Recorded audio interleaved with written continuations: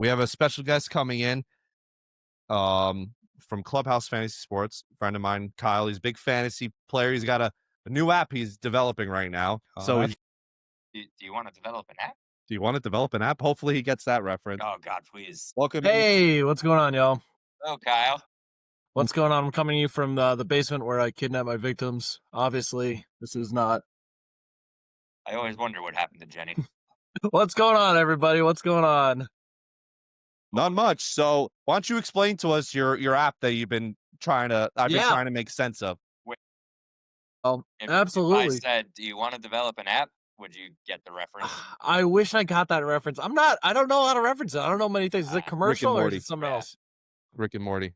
Oh, Rick and Morty. I watched the first 3 seasons of that, and then I just haven't kept up with it. That's one of we lost our, HBO. our favorite shows. HBO fell victim to the thing of I'm not allowed to use my brother's password anymore, and so yeah, brutal, right? The jersey fell. Shaolin Monks went down. Yeah. I don't know if you heard about it, but Shaolin Monks is the greatest player in Knicks history, according to Oh, yeah, man, 6'7". Yeah. Okay, so let's get into this app that you're making. So why don't you explain to everyone what we got going for? This started for me literally 5 years ago. At the end of a season, somebody's like, "Hey, what rule changes would you want to meet?" I think what they meant was do we want to play with punters next season or not? But I'm an insane person. I was like, all right, well, if I was designing fantasy football from the perspective of this is like a board game, it's a game that you play entirely on your own, what would make the game more fun? And I noticed the 2 biggest problems that people tend to have with fantasy sports are, one, people get frustrated because trading is really hard in fantasy sports. When you do player-for-player trades, yeah, I know that. Right? People in this stream right now know that we had a very controversial week in our fantasy league. A trade happened and a civil war started. But first off, that's awesome. Fantasy football is about hating your friends, not about having fun. It's about creating conflict in a group chat.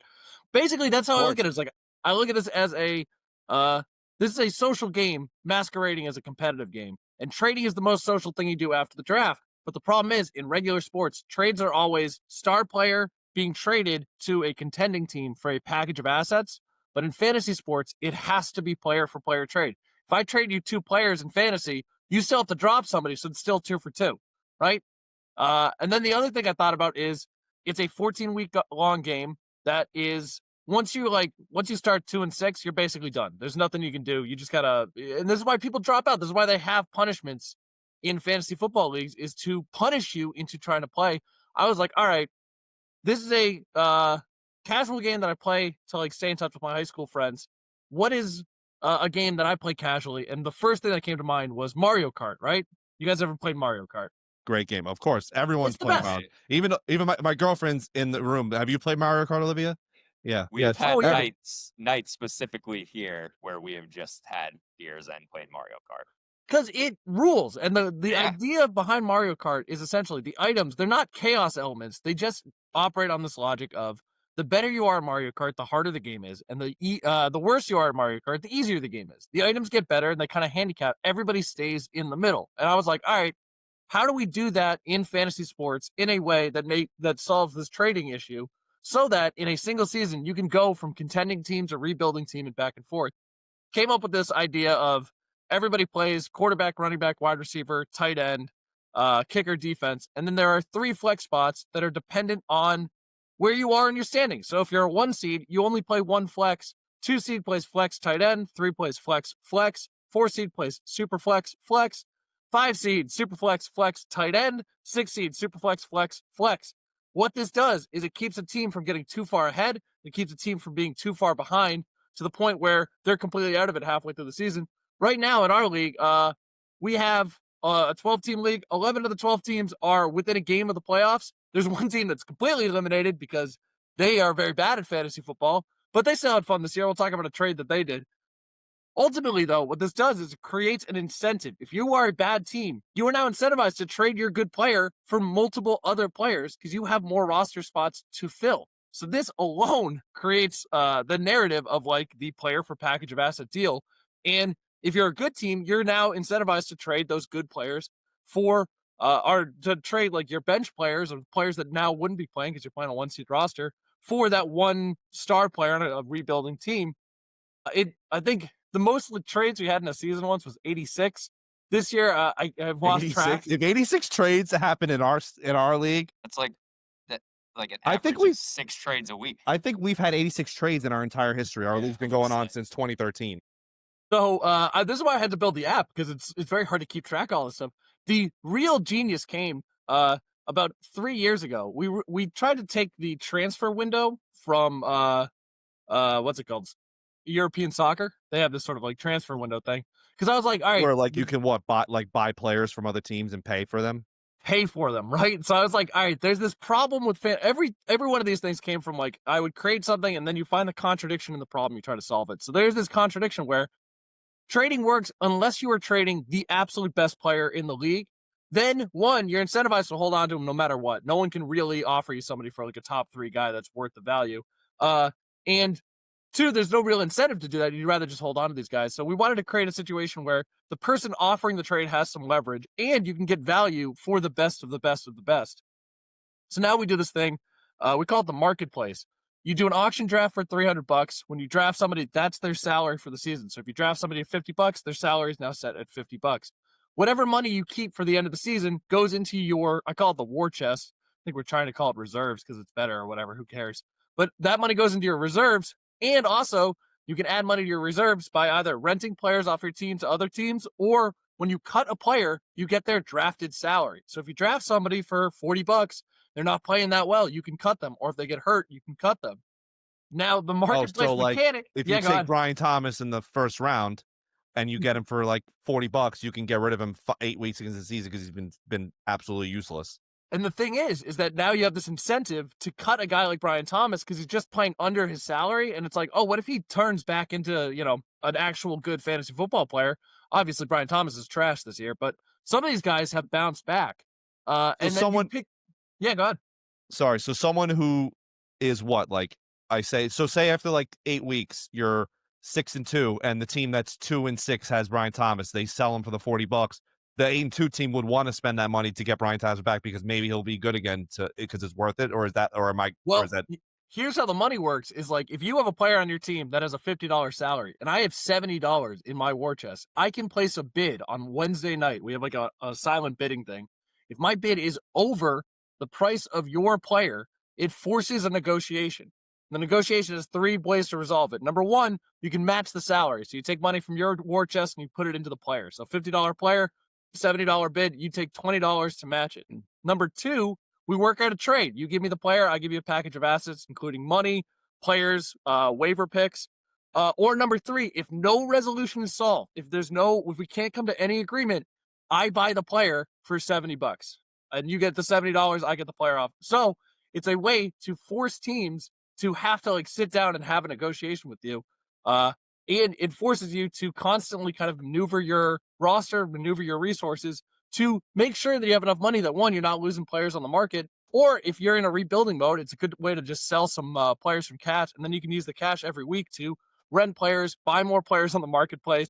It is the best trade mechanic I've ever had in any fantasy league, because every single week, all of a sudden on Wednesday, it's 10 p.m. Eastern time, the app will post, these are all the bids. These are all the valid bids that are now forcing negotiations. And the next 24 hours, every single one of those teams is feverishly, aggressively either trying to get more money to match their salaries, trying to work out 3-team deals, or trying to figure out, if I do sell this guy for this much money, what am I going to buy next week for this guy? So it's an absolutely wild system. It sounds a little complicated or whatever, but it has resulted in, like I said, 86 trades last year. Last night I was up until probably 11:30 at night just resolving a lot of issues, just very complicated trades. Everybody in my league we like to use the word financial terrorist. They all try to figure out ways to circumnavigate the salary cap thing. So I have to keep being like, no, this is illegal. You can't do that. To play devil's advocate, I think the only thing that would be a burden for it is like, you got to make sure you got a good commissioner doing the league. Well, that's what the app is for, most part. The app is what I'm trying to do is like, I'm figuring out how to program this stuff on my own. It will handle all of the rules based stuff. This is what we're chilling this year. We have my group of players doing the MVP, testing the minimum viable product of this thing. Next year, and actually in the offseason, one of the things we want to do is have a simulated season going in the offseason. So if anybody has any interest in this, you sign up for like the email address or whatever. When I get it ready, we'll just sit down and in like an hour over Discord, we can simulate an entire season. So, we'll go through week by week, use Madden to just generate fantasy football scores, and then do like a simulated auction week or simulated marketplace week, all this stuff so you can actually learn how to play the game without having to waste an entire season. I'm a big fantasy football nerd, so I'd probably mostly be down for that. Yeah, but me too. Our good friend Michael, who's also in our league, has a great question. Yeah. How much would salary be if you take Xavier Legette in the 6th round? Our friend over here knows that. Okay, so let me clarify. All right, so I put him in because we use the ESPN app. I put him in like my my queue because a few weeks before was like, I think this guy is going to have a good year and he's going to fall. So I just don't want to forget about him. So I was taking a little too long on my 6th round pick. And all of a sudden, like, time's about to run out. And I'm like, okay, you know what? It's just going to draft Matthew Golden. He's the one who's there, who's best available player. Nope, it took Xavier Legette. This app won't solve that problem. So in our league, we do an auction draft. So you have to, bid on the players. But if you do draft somebody poorly in the 1st round, you just wait 2 weeks. It's like, this guy is garbage. Cut him. You get the money, and you can spend it after week 4, trying to buy a better player or rent. I want to say one thing. I've done a few auction drafts over the years, and all of them have been great experiences. But the thing is, they take forever. So yeah, man, especially I did a 12-man league last year. That draft, Olivia was doing it with me. How long did that draft take? Like 4.5 hours.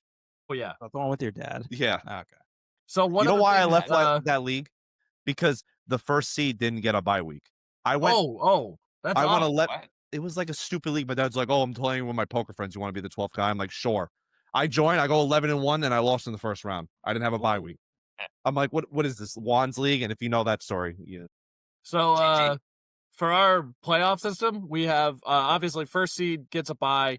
And then because it's such an unfair league for the good teams during the regular season, we wanted to give a really big boost in the postseason. With those 3 flex spots that get determined by your standings, in the playoffs, we play with home field advantage, where the home team gets to pick what are the rosters in those 3 flex spots.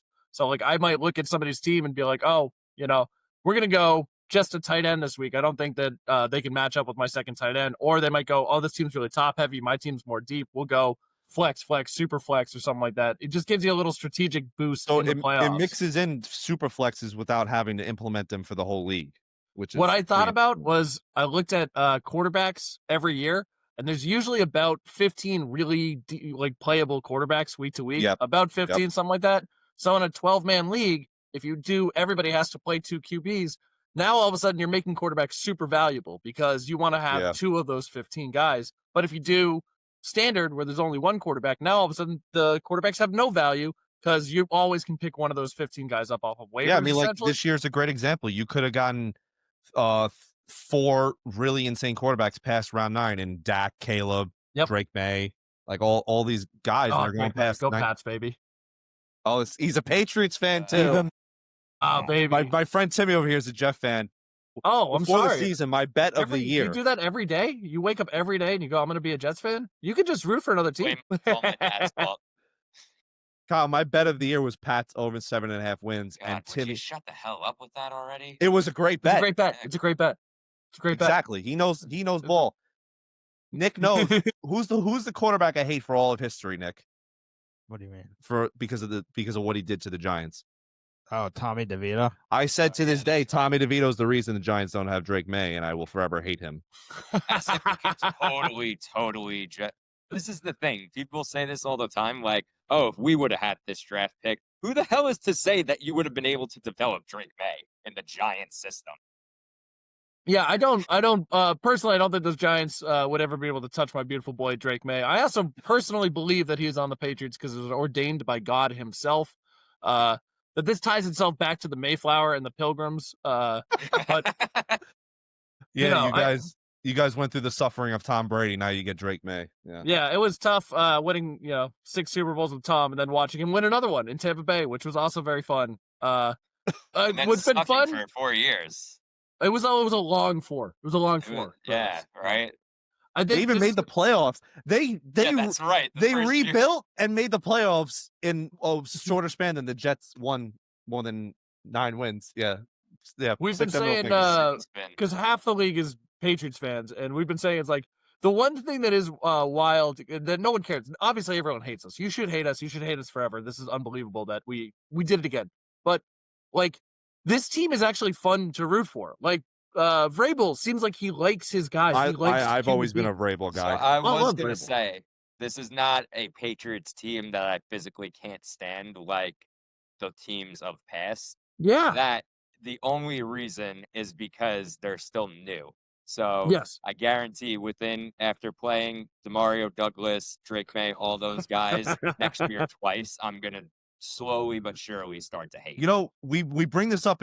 It's funny because you said last week that, I don't really hate Josh Allen, but then me and Nick were like, oh, if he won the next 3 rings, you probably hate his ass. Yeah, no, I definitely would. I think that's a big phenomenon. Like once someone wins once, then he's got the biggest target on his back. Well, everybody liked Patrick Mahomes at first. And we're like, oh, yeah, it's cool. This kid is in the Super Bowl. And like, oh, my God, look how good he is. Then when Brady, retired and he started getting everything.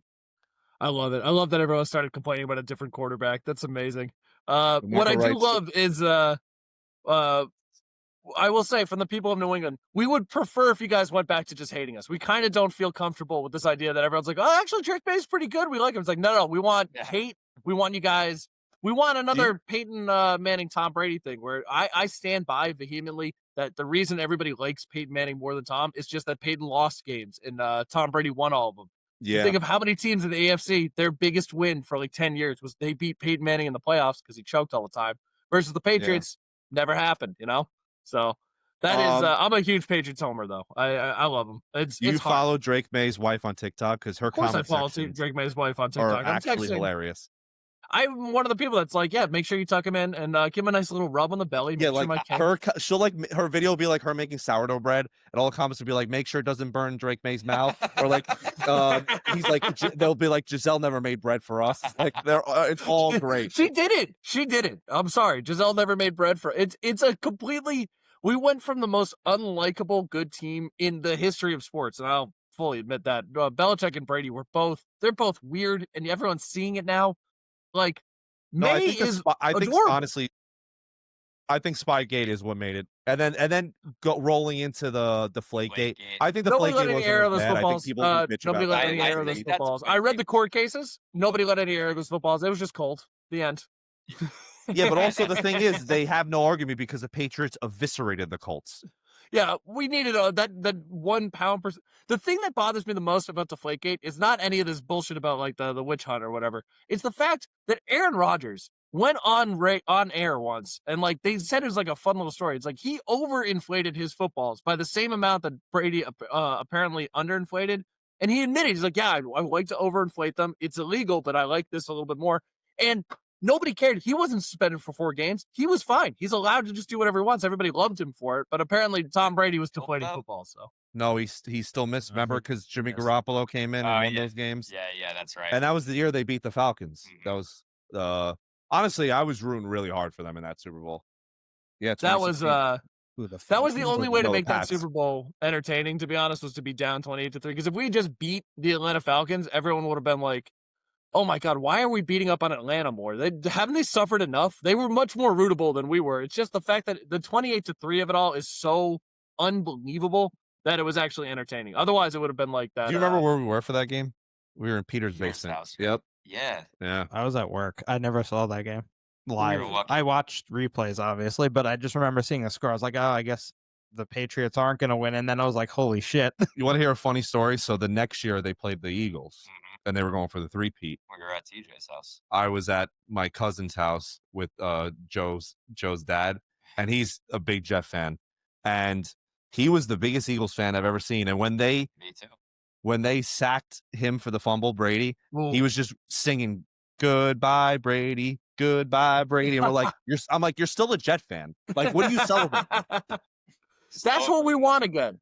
We want the Jets fans to be celebrating the one bad thing that we want Jets fans celebrating us losing a Super Bowl. That's how dominant the Patriots. That's what I want again. who were you rooting for when it was Giants Pats? The Giants. Okay, good answer. I think everybody was. Which time are you talking about? Oh. Well, I mean, like, the second even though time I was we were obliged to, we're not obliged. We were in obligated to fifth grade and ninth grade for those two. Yeah. So could you let me get my words out? Jesus Christ, man. I'm a little energized from the C4. I know. I had a C4 too, and I'm not all like. But no, the second time around, the 2011 or 2012, whatever, that was when I felt obligated because I couldn't root for the Patriots. At least in 2007, I was like, oh, this is fun. Like, you know, they've had a good year and they're going to potentially take out the undefeated Patriots and everything like that. But 2011, I was just like, it's the lesser of two evils in this scenario. I will say, one of the weird experiences, I talked with my brother about this because he's also a huge Patriots fan. There was the 10-year gap where the Patriots didn't win a Super Bowl from 2004 until 2014, which I know saying this to a Jets fan is insane. I was going to say, there's no leg to stand on. I will say, being that close to a Super Bowl and not winning it year after year after year, including 2 losses to Eli Manning and the Giants. Like, I remember by 2013, remember we lost to the Broncos in a game where everybody was banged up. Brady didn't look that good.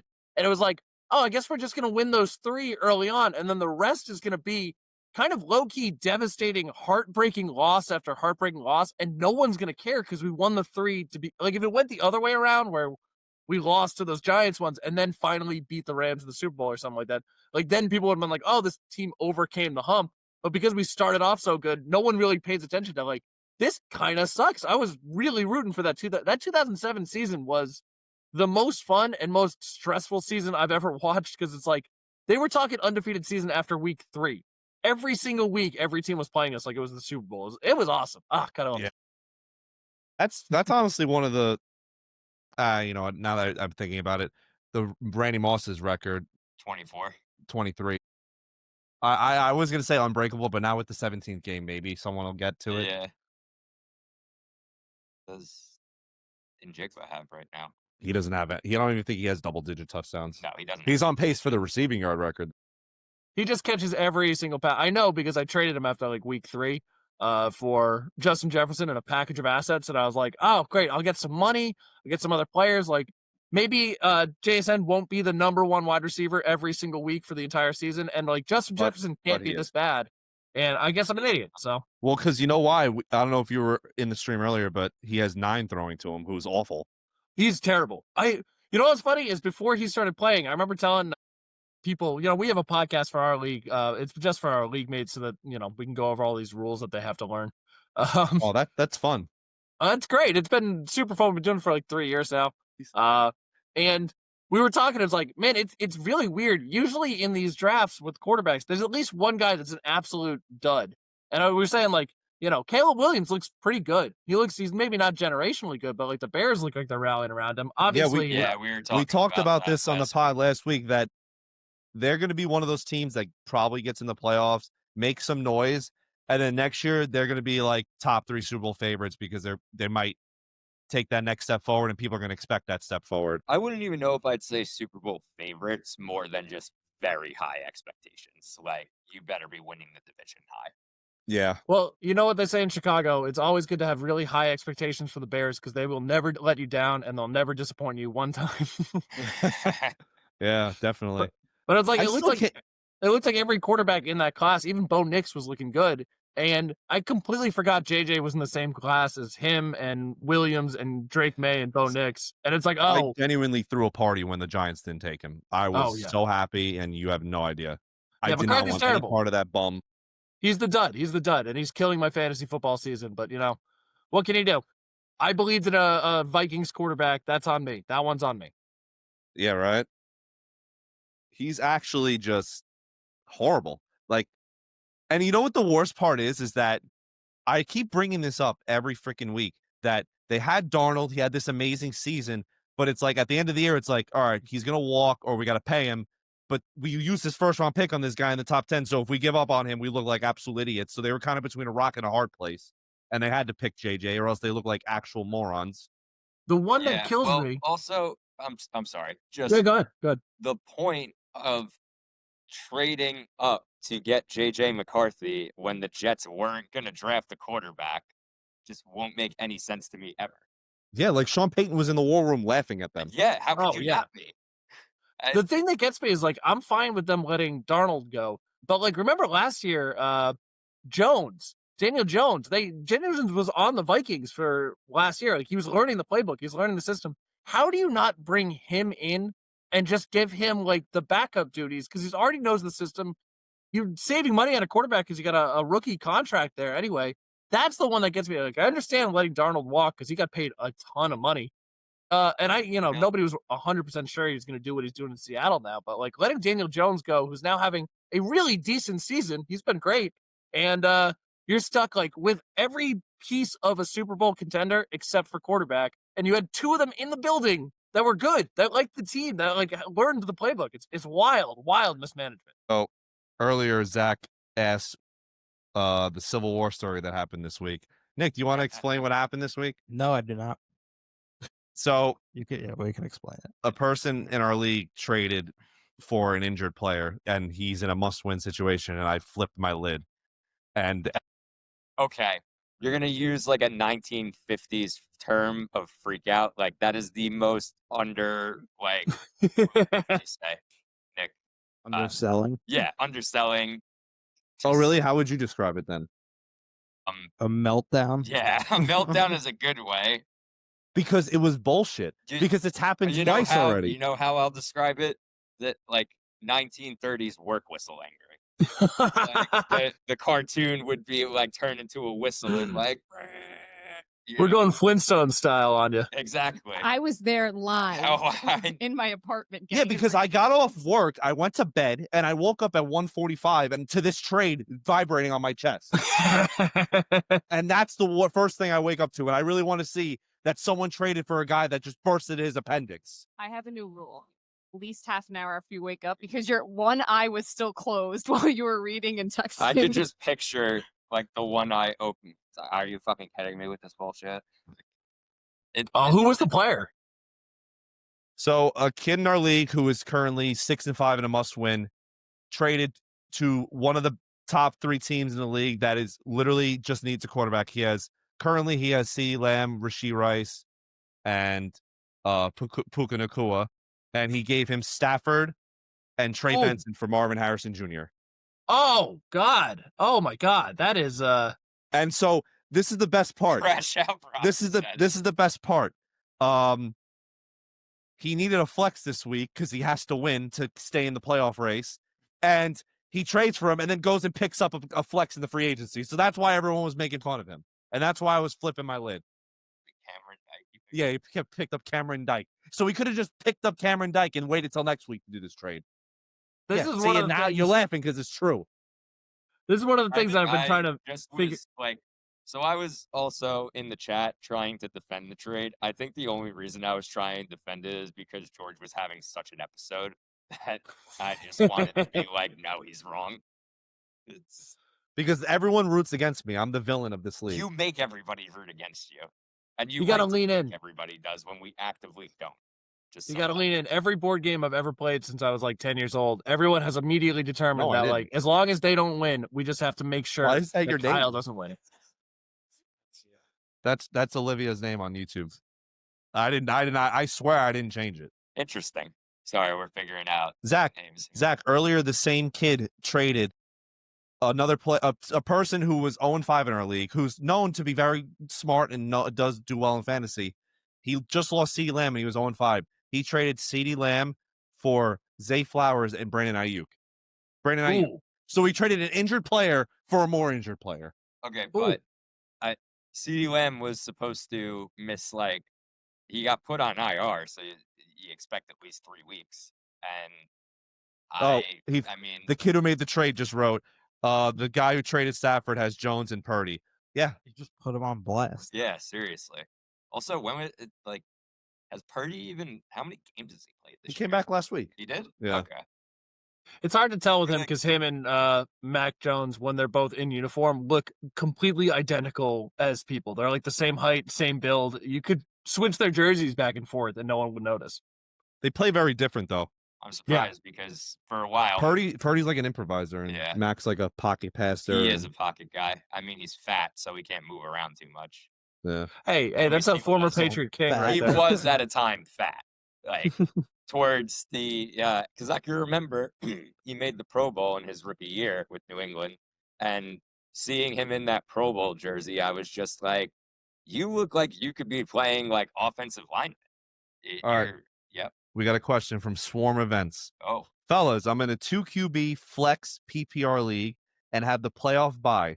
Someone wants to trade me Baker and Godwin for Dart and T-Law. I have Stafford as my other QB. Can you rate the trade? Who wins? 2 QB league.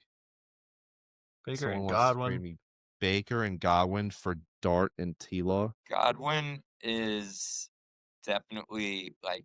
So you're getting Baker and Godwin for Dart and T-Law? I'd rather get Baker and Godwin there, but Godwin's sort of a scratch ticket guy. Like if he isn't so injured he can't play, he'll be fine. And I like Baker more than I just Trevor Lawrence, especially if Evans misses the season. Yeah, no, but Godwin hasn't had a good season either.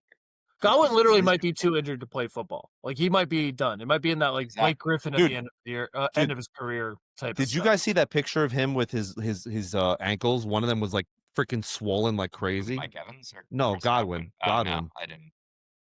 Yeah, I like Baker more than T-Law. I have no interest in I don't like watching Lawrence play football. I'm tired of the Jaguars. Dart is phenomenal for fantasy, but the concussion is a little scary, and it seems to me he's like one concussion away from being sat for the entire season. So again, can you comment, Swarm, if you're getting Baker and Godwin? And then I mean Godwin should be back this week, if not this week, next week, and they really do need him. So I would take that. Oh, but I think I just realized I was supposed to make American Psycho references all episode and just completely slipped my mind. Yeah, you wanted to talk about Breaking Bad. I said if it came up. I was trying to get Olivia to watch Better Call Saul, and starts out a little slow. No, I know we haven't gotten to it. I still haven't finished Paradise. You ever seen Paradise, Kyle? Paradise, no. What is it? It's a very good show that they've been begging me to watch. I've watched like the first 4 episodes. I gotta get back. Yes, I'd be getting Baker and Godwin, trading away Dart and T-Law. Yeah, if you have Stafford, take that. I also say personally, if it's like a toss-up trade, this might just be me. Like if it's 50-50, you don't really know whether or not you want to make the trade. Make the trade. It's more fun to make trades than to not make trades, Raiders right? Just rip it. Have some fun with your league. Give your league something to talk about. Like blow up the group chat for a little bit and be like, hey, have them all weigh in on the trade. It makes the league more fun. Trading, I genuinely think, is like that is what keeps the game interesting after the draft. The draft is super fun, and then the rest of it, if it's just picking up guys off of waivers, that's not really getting anybody excited. I like when there's a trade every single week, so that at least the other people in the league can comment on that trade and have something to say in the group chat. Swarm Events, Baker gets the Panthers in week 16. Their pass defense is solid. And then the Dolphins week 17, which is a great game. So I think I would still be fine with Baker and Godwin there. Baker is proven to be matchup proof. Elite. Yeah, he's matchup proof, especially if he runs one in. We got another question. Delete. Chris, yours truly. Trade Bowers, Rika, and Michael Wilson for Olave and Kittle. I have Gibbs, Judkins, Kamara, O'Dunes, Wandell, and Marvin Harrison Jr. It's in for Marvin Harrison Jr., then maybe you should do that. All right, relax. I'm trying to answer the freaking question. My first thing, my hot take on this is going to be, like, I think Bowers is a better tight end than Kittle is, but I think the Raiders are just a dumpster fire. Like, the only problem with Bowers is that he's on the Raiders. They can't score points. I kind of would rather have the tight end on the offense that seems to be cooking because tight ends are really touchdown dependent. So, Chris, I'm a huge Olave fan, but that man scares me. He's an elite receiver, and this year, honestly, I wasn't big on him enough. He was a second to third round talent going in the 7th round because of how bad their offense was supposed to be, and this guy is still producing. So you're getting Kittle, who's a top 3 tight end in fantasy, and Olave, who's honestly a top 15 receiver in fantasy. You're adding him to a team with already all that talent, and Harrison's going to be back. There's no reason to have Michael Wilson, so I think I would take that deal. I thought Harrison, but you know what? He's out this week. But Chris, take that deal. This kid is actually. I'm interested to see how Harrison plays out the rest of the season with Brissett. I love Jacoby. I can't. What did he say? I'm gonna read it out loud just to be annoying. Sup, boys? Great pod. I'm in a 4-man full PPR, 1 coach, 1 care with this kid. Punters get 60 points. I was offered Johnny Hecker. Oh, if you can get Johnny Hecker at this point in the season, you just got to rip the trigger on that one, obviously. Mahomes and Rice, I haven't seen Mahomes punt the ball once, but I just don't believe he's going to be able to pin it inside the 5 every single week. Yes, Michael, take that trade. Yeah, as long as Mahomes is injured, then you got to do it. Yeah, I just don't think his kicking foot's there. You know, he doesn't have the leg power that he used to. I'm in an Eli Manning only league, and I have Eli Manning. Should I trade for Eli Manning? Really depends if you're getting playoff Eli or regular season Eli. So our friend Zach from Jive is a big Giants fan, and he's delusional. Kyle, what is your take on the Giants secondary? The Giants secondary right now? Yes. Dude, I want to, I want to only say bad things about the New York Football Giants. Go off. I need you to. This is the problem is like there is something going on with that team where the vibes are right? Like they seem to be playing well. They're not good. They don't have talent. They don't have talented players, but they are playing better than that lack of talent should ever say. And I do like Dart as a quarterback. He seems like he's not. It's very weird. I feel like we talk about evaluating quarterbacks all the time, and look at like Joe Flacco this year. When he was on the Browns, it's like, all right, he's retired, get him out of the league, and then you put him on the Bengals, and all of a sudden he looks like better than he looked in his prime. It's hard to judge this Giants team and judge a guy like Dart, but he seems like he's pretty good. And if you already have the quarterback and you have the high draft pick, I don't know. That's how teams turn it around fast. It's like you get an offensive lineman. You get a Tyler Perry, 100% start Devontae Smith. The Cowboys defense is absolutely horrific. He's going to torch them. Just set and forget. I just hate watching this Eagles offense. They don't like to throw the ball. They don't like to do anything fun. Our Verbo is thoughts of the commissioner of my league vetoing my trade to a 3-8 team. I'm 7-5 and was trading Rico, Aaron Jones, and Jawan Jennings for Nico Collins and Alvin Kamara. That's my cousin. So, listen, in our league especially, and that needs to be done beforehand, I think if you are mathematically eliminated from the playoffs, you should be barred from trading at all. I agree.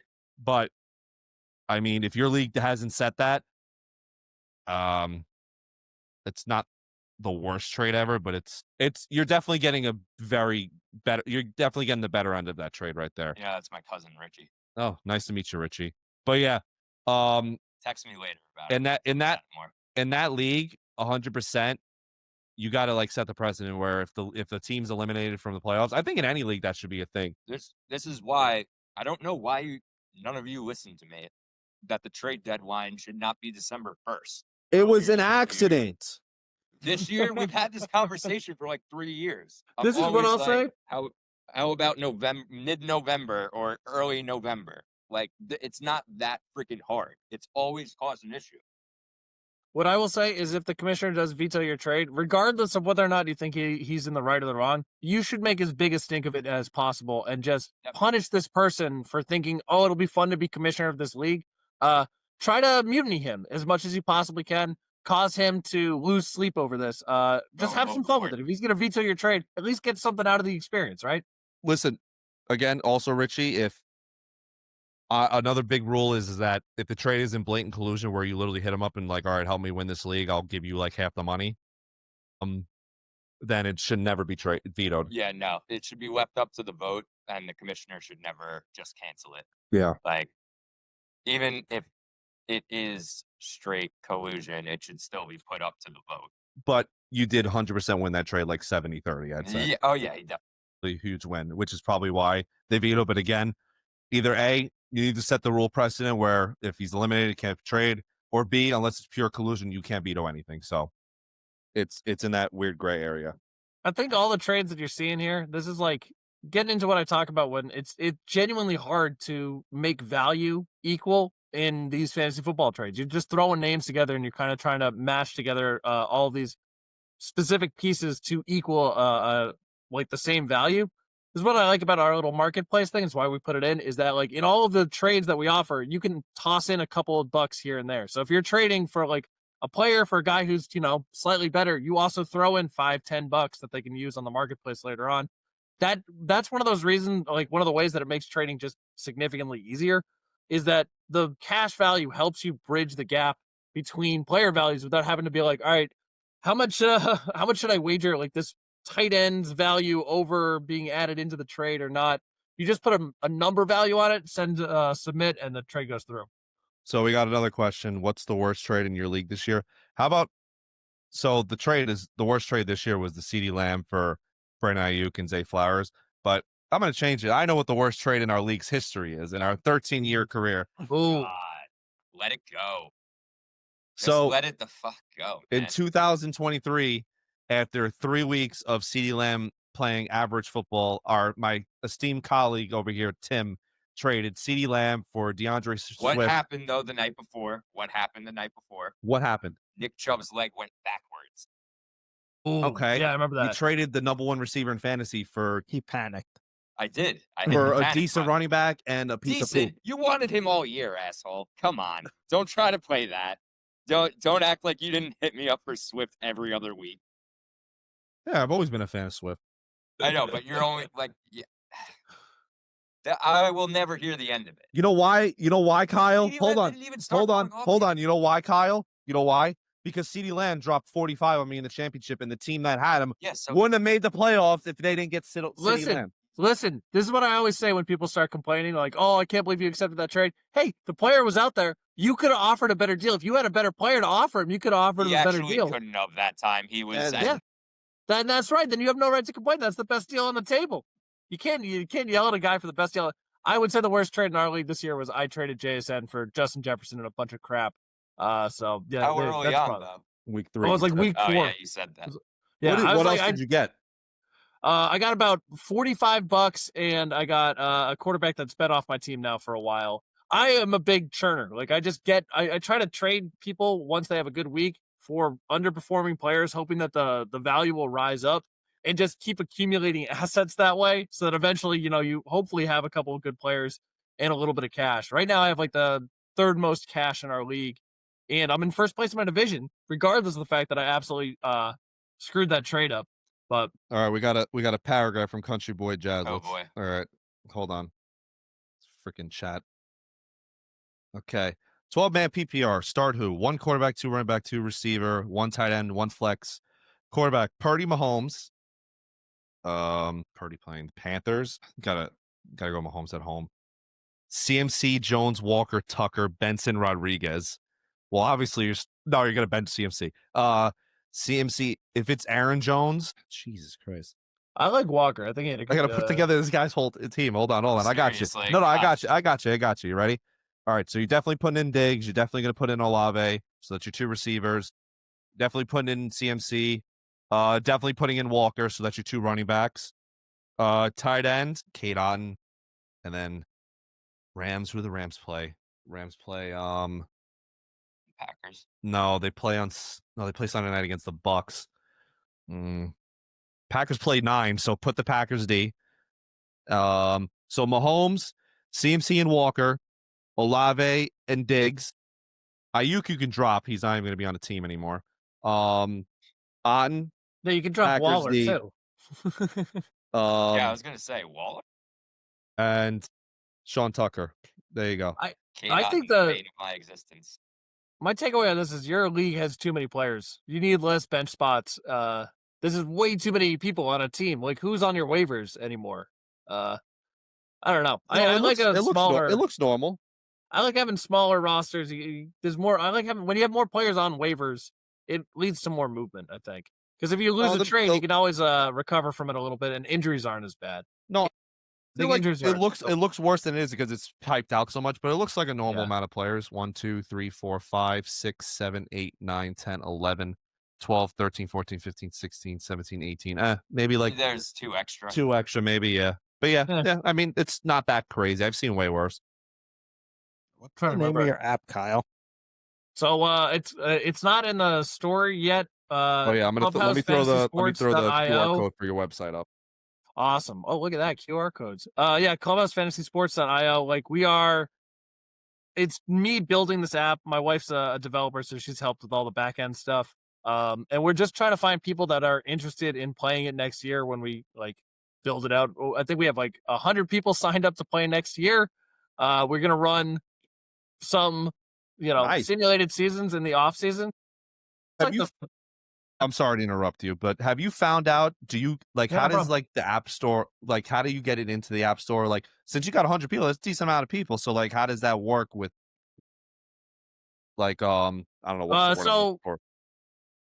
Right now, I'm in the process of trying to find people that have more of a development background to help me build the thing out. Otherwise, I'm just going to keep plugging away. And once it's up to snuff, once we've worked out the kinks, one of the reasons we want to do this simulated seasons in the off season was, one, just so people can try it out without having to waste an entire season, but two, just so I can keep working out some of these kinks so I don't have to micromanage everybody's individual league. But getting on the App Store it's pretty easy. You just have to kind of pay and go through some services that put things on all the different little app stores. So the idea is hopefully next year it'll be available. We might have it more of a limited beta test because I don't have the manpower. If 1,000 people played this game, and something went wrong, I have no idea how to handle an app that's that big, and I'm not getting paid any money, so I can't do that much on this. I've been playing this, working on this rule set and working on these mechanics for 5 years, and I just really wanted to see if people wanted to try it. I built the app out originally just for our league to play it, so that we used to play it on a spreadsheet. I just wanted it to be a little bit nicer to play on. And then I posted on TikTok. The first post that I made had 350,000 views, just talking about why trades don't work in fantasy sports. Yeah. And so it's all of a sudden it went from almost in a month, it went from, we have this league that has some rules and we have a little app for it, to now there's all these people that want to play, and I have to figure out on the fly, how do I get these people something to play? One of the things that we are going to do soon, I don't know if you saw this TikTok of ours, we play fantasy football golf once you've been eliminated, which is you just select 3 players and try to score as close to 0 as possible. But if you get exactly 0, it's a 15-stroke penalty. So they have to do something. They have to catch a pass or run. And I built out a little app that I'm trying to get out for the playoffs where everyone will just submit their 3 players, and there'll be a leaderboard, and whoever gets the closest to 0 will win, I don't know, recognition. I'm not going to pay anybody anything, but just pick 3 guys from Timmy's current team and you'll do that. That's the best thing. It's just if you pick somebody on your team who's been your golf champion all season, you're Tiger Woods, that's just extra bonus points. But it's a fun little stupid game to get people to pay attention once their team's been eliminated. Yeah, there it is. What are your thoughts on this? Someone in my league is benching their team in protest of a trade. Do you think that's fair to the rest of the league? Kyle, that's my brother being a nuisance. Oh, there we go. First off, I think you could go further than this. I think you got to get the newspapers involved. You need to get the media on your side. Start a sports blog and have AI write a page every single day dedicated to how unfair this regime is. You need to study color revolutions that the CIA has done in third world countries to overthrow their dictatorships. You can do this. I believe in you. Start the revolution now. Everyone does think I'm all right. I just want to preface this right now. Everyone acts like I'm some dictator and commissioner when I actually don't do as bad things as people think.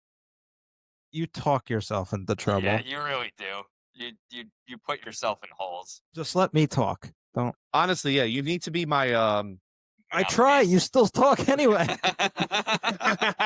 Nick, why don't you explain a typical Sunday while football's going on in the chat to Kyle here? It's usually George complaining about fantasy to try to get a rise out of people, and mixing that with AI videos. Or what else do you do? Oh, what's the one thing I hate in fantasy? He hates defenses. I think defenses are the worst thing in fantasy, and they should be banned in all leagues. I think they're pure luck and bullshit. We've been trying to figure out something to do with defenses because I feel in the same way. I just don't really like them. What I did was thank you. What we did, because we only have 2 bench spots, we have a really small bench. And so I nerfed defenses so they score between 0 and 8 points on a given week, generally, unless they get some touchdowns. And kickers, I kind of nerfed them too, so they only get about 5 or 6 points. And so every week you have this choice. Do I take the 5 points, or do I add another bench spot by dropping a kicker and picking up another flex guy? And I like that because at least it's a decision I just want to give people like difficult choices to make every single week, and having the short bench, it's pretty hard to determine who you're actually going to keep and who you're not going to keep. So that like extra 5 points. Some weeks it's like, yeah, I can sacrifice it. Other times it feels like it's a game breaker. Thoughts on microwaves? I had never had a microwave in my house growing up, so everyone thinks it's hilarious. His mom doesn't trust microwaves. You gotta have a little flavor growing up, right? You gotta have your parents gotta give you a little bit of abnormal thing to make it interesting. So, who's funds? That's Ant. When are you guys doing a face reveal? Just sit. He's literally upstairs right now, and we hear him laughing, and like it's not that funny. I go, Will. Nico or BTJ moving forward in Dynasty? Listen, Nico's got maybe 1 to 2 more years of elite status. 100% BTJ. He's in his second year, a little bit of sophomore slump. He'll be fine. 100% BTJ all the way. I'm gonna zag on that one. I don't think I kind of worried that BTJ last year was a product of a very specific set of circumstances. Backup quarterback and all the other wide receivers were injured. Going forward, he might not even be the wide receiver 1 on the team next year if what's his face? Guy who plays both ways. I forget his name. Travis Hunter. Well, I mean, like if you're comparing him to a guy like Nico Collins, who's about to hit what? He's gonna be like 28 soon on an offense that's he's been illegal. He didn't peak till like he was 25. Well, he peaked. Here's the case for Nico. The case for Nico is you have an elite win now defense. The Texans defense is absolutely good enough to be a Super Bowl contender if they get a good quarterback. And every year there's always just one guy, one elite quarterback kind of becomes available. Maybe by getting a little bit older or just not the right fit on their team. If you have Nico, there's some chance where, let's say like absolutely crazy idea. The Bengals are like, we don't want to pay Joe Burrow this money anymore, and he becomes available. Now, all of a sudden, you have Nico Collins doing his Randy Moss on the Patriots routine for 2 years, which is, I think, maybe 2 or 3 years of Nico with an elite quarterback. If that's a possibility, I think that I'd rather play for that than BTJ turning it around after this year. I just don't trust him. I just don't think he's that good. I think he was a product of some circumstances last year. I don't know. Yeah. I think he'll be fine. But what are you going to do? But I wanted to say, though, you were saying about Burrow being available. I did hear that there's like a rumor that if Stafford is done after this year, that the Rams could use all their assets and try to get Joe Burrow from the Bengals.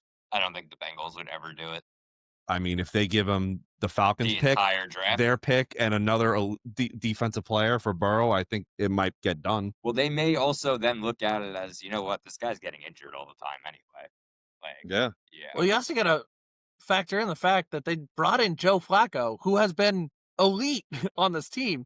And if you are the Bengals, right, doesn't it bring you a little bit of pause to be like, well, maybe our offense is that good, that as long as we have a halfway decent quarterback, we could be, look at like Daniel Jones on Indiana this year. Like, aren't you looking at that situation as the Bengals? Be like, wouldn't we rather pay a third of the money for the next Daniel Jones and then spend the rest on defense, or do we just try to outscore everybody every week for the next 3 years and hope that we can duct tape together a halfway decent defense? I don't know. If I'm the Bengals, I genuinely consider it. It brings to the point, would you rather be the Bengals or the Vikings? The Vikings are inept at quarterback and have one of the best defenses in the league. Vikings, I feel like you could fix it quicker. Exactly. Very the true. problem is that, defenses are elite for a shorter period of time than a quarterback is elite for. Like a defense, because of the 110%. Yes. Yeah, so you have like 2 or 3 seasons at the most, but even look at like the Legion of Boom, they had like a 3-year run, and then after that, they're an average defense, and luckily they had Russell Wilson playing better. But like, that's the thing that would scare me about the Vikings is like, all right, so what? You have 2 or 3 years to get a quarterback and figure this situation out immediately. And if you have a bad luck for injuries on defense, you might trade all these assets for a guy like Joe Burrow or something like that, and then the quarterback gets injured, the defense gets injured, now you have nothing in the future. Like, it could be barren really quick in Minnesota. It's crazy to me. Another person, we bring up the Vikings defense, Harrison Smith has been playing at an elite level for so long, and it's actually baffling. Like, he's been a top 3 safety for what? 13 years. I was gonna say 10. 10 plus years. That's longevity you can't buy, and yet the Vikings haven't. Besides that, he must like Minnesota then, if he's gonna stay you know, for all that time. Yeah, you said because we talked about this before. NFL players get settled, but like NBA players want to win more. I think that's the difference in the leagues. I think part of that also is just if you're an NBA player, if you get traded, you're the number one news story, and those people are celebrities. Like what you were just saying, you're talking about a safety that has been elite at his position for 13 years, and I think most NFL fans don't really know who he is. Yeah. Meanwhile, like if you're an NBA player, you go play for Miami, you go play for LA, like you are now a name commodity. For like normal people, non-sports watchers know who Luka Doncic is now because he's on the Lakers. So I think that's a big reason. Most people can't pick Harrison Smith out of a lineup, but like exactly 80% of people can pick out Luka Doncic or LeBron James, or I mean LeBron James is an extreme comparison, but you get my point. It's different. There's different incentive systems for NBA players versus NFL players. I completely agree, Zach. With the leg injuries is not good. They're wasting his talent. Their chance was the Super Bowl, obviously, but like then the next season they went to the AFC title game and they got screwed. They did get screwed a little bit. Well, because they gave the Chiefs a 5th down. But let's be honest, I don't think they would have beat. They weren't going to win. I don't think they would have beat Philly. They weren't going to win, but I just that part needs to be thrown in there. Karn's already opening Pandora's box. LeBron and Jordan, Michael Jordan. Oh boy, I'll tell you, I go to the bathroom before that one. I'll weigh in on the LeBron or Jordan thing, where I do think the LeBron James, if you had a team of 5 LeBron James versus a team of 5 Michael Jordans, I think the LeBron James probably win. I think he's just taller, he's a better defender, and he can do more things on a basketball court than Jordan can. I will say, this is the thing, is that the thing that LeBron's missing is I think at the end of the day, LeBron cares more about the brand of LeBron James than winning basketball games. And I think that's where the difference is. Whereas Jordan, very famously, like he will murder his children to win a game. And that's where I would take him. And like, if it's game 7 of a finals, like I'm taking Jordan over LeBron. I'm not even thinking about it because LeBron, I think he's kind of fine with 100%. Yeah. I think LeBron's fine if he played good in a finals and they lost and it wasn't his fault that they lost. I think he can live with that. Whereas Jordan, he could play amazing in a finals and lose. And, he would hate that. That would kill him. Sean asked where our co-host went. Yeah, he couldn't hold in his pee anymore. No, there's a dictatorship. It's a dictatorship. You got him removed. Wrong thing. I wear a watch from North Korea because they all call me a dictator too. But that was because to get them to play my game at first, I had to force them into playing this thing. The guy who won the league the first year was going to quit the day before the draft and just decided, whatever, I'll play the season out. Won the league, and now he's my podcast co-host, so he loves it. But I did have to literally force these people into these rules. And then I bought myself a North Korean watch because I was like, you know what? I'm just going to make a lot of North Korea jokes. I'm going to have my profile picture is Kim Jong-un and what's his face? Kyle Pitts, who I drafted this year. Just arm in arm and as an AI photo. I thought that was Kyle funny. Pitts has become a meme in between me and Nick because we just make fun of him. Yeah. I'm in a league. The guys in the chat, I share a dynasty league with the guy Michael. Throw him up. And we took Kyle Pitts in the second round of that startup dynasty league in 2022. So, but that'll happen. The good news is our team is very, very stacked. So last year we lost in the finals, and this year right now we currently are set to get the 1 seed. So we're in win now mode. But yeah, Kyle Pitts is just sitting on our bench, rotting away because we took him in the second round. Every single team in our league, I think, in the last 2 years has had Kyle Pitts at one point or another because he gets thrown into all of these different little trades as this last second is all right, fine, I'll throw in Kyle Pitts because sometimes you need to play a second tight end. Some teams just don't have very good tight ends. And the joke is always that at the end of the day, this musical chairs of Kyle Pitts is going to end up with me having him because I always adamantly say I'm never going to have him on my team ever again. And he's already been on my team twice this year. What's going on, JC Rays? You got a question for us? Evening, guys. I know Hurts against Dallas should be an obvious start, but I'm thinking of starting Purdy versus the Cardinals, who will actually get his receivers involved. Panthers, Carolina. Or whatever. No, it's not whatever. Listen, I'm going to tell you right now, keeping Hurts. They're playing the Cowboys. That game's going to be a shootout. there's going to be a lot of points. There's going to be a couple touch pushes. Hurts' floor is 20 this week, so you got to keep him in. Even though their offense is weird and they don't like doing play calls and stuff like that, but Cowboys defense is horrific. They're going to easily move the ball against them, and they're going to do their thing. But I want to talk you into this Purdy versus Carolina thing because I love a good all the logic says one thing, but my gut says otherwise. But yeah, the Eagles are awful. Probably a lot of watch. people had balls to sit Josh Allen last night. I wouldn't have been one of those people. No, after a 45-point performance, it's wild. I did sit the Houston defense. I played another defense this week because I was like, I don't want him to go against Josh Allen. He had too many points the week before. That hurt. Dude, 8 points off of sacks is crazy. Ooh, ooh. Oh, guys, I do have to run. I gotta go see a concert. But oh shit. Oh yeah, you're on the West Coast. I forgot. Who are you seeing tonight? Yeah. It's just some friends are playing. My wife and I met playing music out here in Portland, Oregon. So nice. we know a lot of people. Me and my girlfriend saw Jonas Brothers the other night. Oh, let's go, man! Real deep cuts, aren't you guys? Are getting into the deep cuts. Jonas Brothers. I gotta say, a good small act, a little local act of indie. My favorite moment was when Joe was going around looking at signs to pick the next song because like all these girls brought different like fun games for him to play. Like this girl brought this sign that had a reindeer head, and she gave him 4 rings, and she goes, "All right, if you get this amount of rings on the antlers, you get this song." You know, her it was her boyfriend or her husband, whoever made it, actually used to work with your cousin Daniela. Really? No way. That's funny. Yeah, because she goes, oh, he's like, oh, you here by yourself? He goes, she's like, no, I'm with my husband. He's in the suite. He goes, oh, baller. And she goes, yeah, he's a teacher. He goes, oh, shout out to the kids. And then he like played the ring toss, and then they played, I think, SOS or whatever it was. But that was a cute one. Thank you for coming. Thank you for coming on, Kyle. Great having you on. It was a great time. Yeah, anytime, we'll man. leave all the social media stuff, right? Yes, TikTok, yes. Instagram. Yes. That'd be great, man. Go check out. I'm just trying to grow that. Clubhouse Fantasy Sports. The QR code is in the top right for his website. His app is on the way, being developed, changing the game of fantasy football in a way that no one's done before. Yeah. But again, thank you so much come for play coming on. fantasy football golf in the playoffs. Come play fantasy football golf. That should be up and running soon. Maybe next week. Yeah. If you bring Timmy's team in, he'll automatically win because he's always close to 0. Yeah.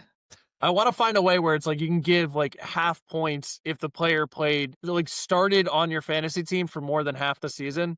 Then that guy gets half points that week, just so you can these guys that let you down every single week could give you one good week where them being inept actually helps you out. But I haven't figured out how to program that yet. So wait, before you go, Jive Sports has a question. Kyle, Jonas Brothers or Sleep Token? I was forced to go Sleep Token last month. I have no idea what Sleep Token is. But Nick probably knows, do you? I know, yeah. Yeah. I'd rather see the Jonas Brothers. And Jesse McCartney opened, and then their special surprise guest was 5 Seconds of Summer. That was sick. Oh, that's cool. Yeah. The reason I would want to go to a Jonas Brothers thing is just, everybody at that Jonas Brothers concert is seeing their favorite act. They're going to see something that they absolutely love. And it's like when you go to some friend's jam band concert. It's like, you might not like the jam band itself, but everybody there is about to have a really, really good time. And if you can't have a good time with everybody around you having a good time, I don't know what to tell you, man. That was the first concert in my life. I said this the other day that I've never experienced it where how they have the crowd sing. And it was just, since it was 95% girls, it was a girl's voice. I've never heard that before. It was a cool experience to yeah, that's cool. Hear it. It was fun. What? All right, y'all. I have to run. Thank you so much. All right. Thanks, Kyle. Have fun tonight. Appreciate you. See y'all. Good time.